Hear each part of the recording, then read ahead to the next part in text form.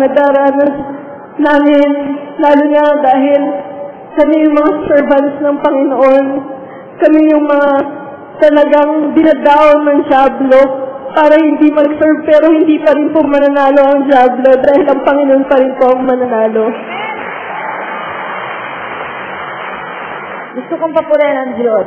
Gusto ko lang ipakilala siya ng Panginoon na amid problems, amid difficulties, kailangan pa na natin maglingkod.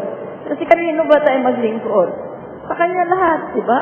Kaya, tatawagin ko rin si Bindoy. Kasi alam mo si Bindoy, marami po siyang singaw sa bibig niya. Ako po na isang araw, 2 days ago, nagkasingaw ako sa dila ko. Ang sakit talaga. Talagang nilagyan ko ng tawas. Yung talagang ang sakit. Naiyak ako kasi naisip ko, paano kaya yung anak ko, si Bindoy?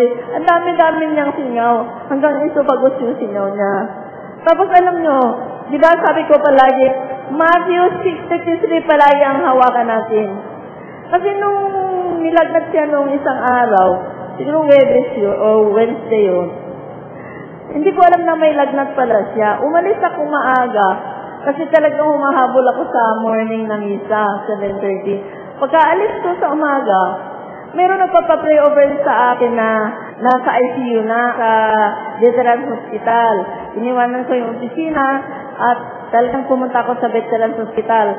Alam niyo, nagulat ako kasi malakas na siya. Kahit kasi hindi pa siya pinuntahan, pinray ko na siya. After that, tumuloy pa ako ng Cardinal Santos, nag-pray over pa kami. Puro cancer patient. Pagkatapos, nag-pray over pa kami din sa Cubao. So, 3 ang pinray over namin, puro cancer patient. Alam nyo, nung hapon, tumawag sa bahay. Ngayon pa lang anak ko si Bindoy, nung 40 ang lagnat. Eh di ba pagka may edad ka na, yung ba matured ka na, ang lagnat pag 38, 39, mataas na yun, hindi ka gaya sa bata. Pero alam nyo, pag uwi ko,